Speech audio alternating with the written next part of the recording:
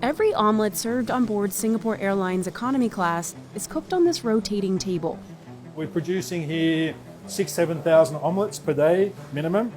In catering facilities like this one, chefs prepare all the main dishes for nearly 20 million passengers a year. 24/7, 365 days a year, it's non-stop all the time. That's Anthony. He's in charge of the entire catering operation, and his food shopping budget is $500 million a year. So it's quite a substantial amount of product. His kitchen cranks out 168,000 lobster tails every month and over 1 million pounds of rice a year. But even the most expensive meals don't always taste the same in the sky. Historically, flavors could change depending on the conditions inside a plane, a phenomenon aircraft manufacturers and airlines have spent decades trying to fix. Just do one last taste. So catering facilities like this one are left with a logistical nightmare. How to make 50,000 yummy meals a day in a massive time crunch. With military clockwise. Because just like us, these meals can't miss their flight. The plane is ready, you need to be ready. So how does Singapore Airlines serve up so much food in time for takeoff? This is Singapore Airlines' biggest catering facility, located within Changi Airport. It's run by the airline's catering partner SATS, and while SATS does make food for 45 other carriers, Singapore Airlines is by far its biggest customer. SIA, to be frank, is a very demanding customer. Anthony works with SATS to develop hundreds of new menus every year, and creating one dish can take 9 to 12 months.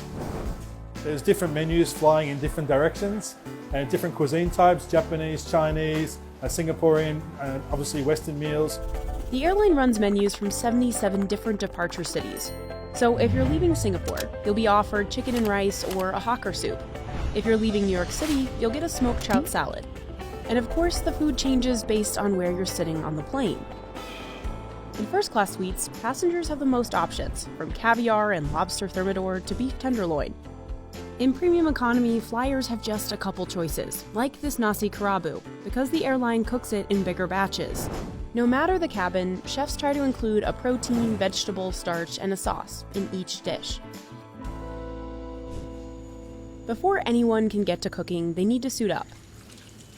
They wash their hands thoroughly and step into this air shower.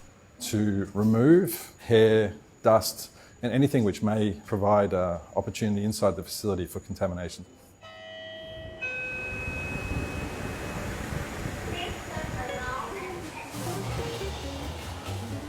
SAT's team of over 1,000 workers handles a lot of food.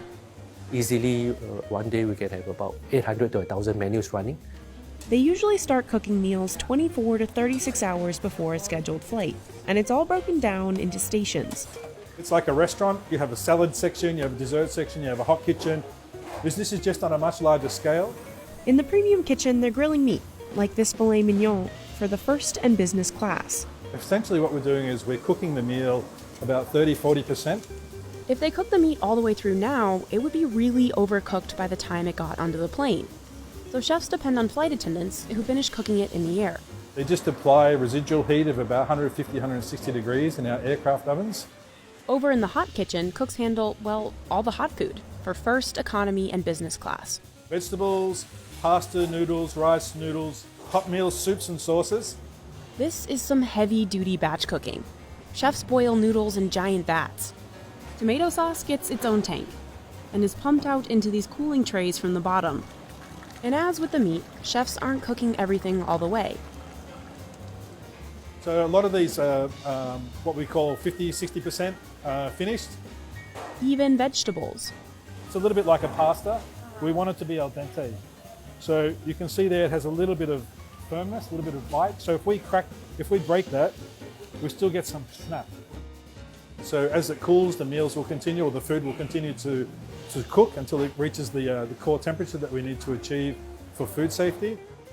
Every tray along the way gets a tracking label. That way, if there's any issue with food sickness on a flight, the airline can trace it back to the exact batch. We also want to maintain the integrity and the color of the leaf green. So we cook it in the hottest possible water, 100 degrees. We cook it for the shortest amount of time as possible. Once the food comes off the heat, it immediately heads down this conveyor belt to the blast chiller. That stops the cooking process in its tracks. Some things, though, are totally cooked through, like these omelets on this rotating table. The eggs come pre-cracked in a liquid mixture. A pump squirts the perfect amount into each pan. Chefs stationed around the table cook, flip, fold, and stack every omelet. We're producing here 6,000-7,000 omelets per day minimum. So omelets is mostly for the economy kitchen. Once all the elements are cooked, most of the way through, they head to this room. So this is what we call casserole assembly for economy meals and also business class and some first class meals.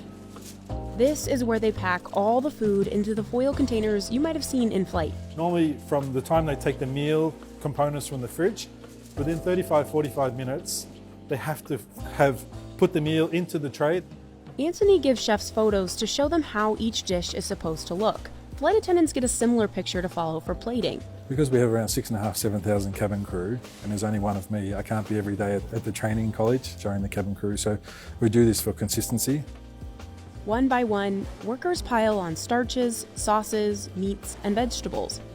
Here's that pasta we saw cooking earlier. They each get a foil topper and then are carted into a holding fridge. That's where basically the packing team goes a little bit like a supermarket where you pick and mix. Chefs assemble the desserts in a different room. Today they're making floating islands, a dessert with a meringue suspended in creme anglaise. All these dishes look great on the ground, but there's one big problem.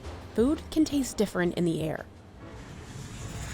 On some planes, your taste buds are about 30% less sensitive to sweet and salty foods. That's because of the pressure, dryness, and engine sound. In the older 777s and A320s, the cabin is pressurized up to 8,000 feet, so it feels like you're eating lunch on Machu Picchu. And humidity on board can sit as low as 12%, less than some deserts. When you have a dry mouth and a worsened sense of smell, foods can be twice as bland. So historically, that meant airlines loaded on salt for you to even taste the food, sometimes leaving passengers feeling bloated. But in new planes, manufacturers are making conditions on board easier on your body. In the A350s, A380s, and 787 Singapore Airlines flies, cabins are pressurized up to 6,000 feet. So instead of Machu Picchu, it feels like you're eating dinner in Denver. And because new planes are made of more carbon fiber, it's possible to increase humidity to about 24%. When you have more moisture in the cabin space, your sinuses and your body is not dehydrating as quickly. And your taste and your palate is not as, influenced. So flyers can taste a lot more these days, making it easier on chefs like Anthony. There's no additional salt, pepper, no additional salt. Anthony can use this room to simulate a pressurized cabin and test how food will taste in the sky.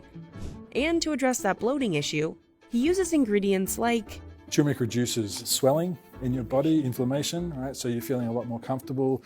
Ginger is also for sleep and rest and relaxation. Which leaves just one more hurdle, reheating the food. Flight attendants only have small ovens to work with on board. So how do chefs make sure their food still tastes good? Well, cooking halfway and moving quickly helps. And they avoid dishes that don't travel well. We try not to do things that are deep fried, for example. Chicken wings, it doesn't stay crispy, and none of us really like to bite into soft French fries. They also stay away from thin fish, like sea bass. A fish which is a bit thicker, a cod, a salmon, they stand up much better to in-flight experience. After all the meals are assembled, the food finally meets up with the carts you see on board.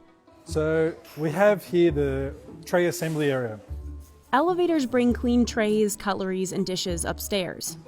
The silverware elevator? Yeah, it's like it's a deluxe ride, for your cutlery. Chefs work on an assembly line, picking and placing All the napkins, all the porcelain, the linenware, the knives, forks, everything right through to the salt, pepper shakers and the butter portions. This is a dinner service for business class. And then they'll put the appetizer, so the appetizer is always preset on a supper service. They'll put a lid on it, they'll put the dressing on the side, and then it will get packed into the carts. It's the same process for economy class, just the tableware, like the food, isn't quite as fancy. That cart is packed with all the meals inside. It has a label tag, it says what flight number it is, what destination, what meal service it should be. This helps cabin crew know what's inside the carts without having to open them. if you open it up, that document there will correspond with what meal goes inside. So here we have porcelain, here we have the glassware, and then that will correspond then with the meal types that come in from the meal packing side. Those carts take a ride on another elevator and will be loaded onto flights usually within an hour before takeoff.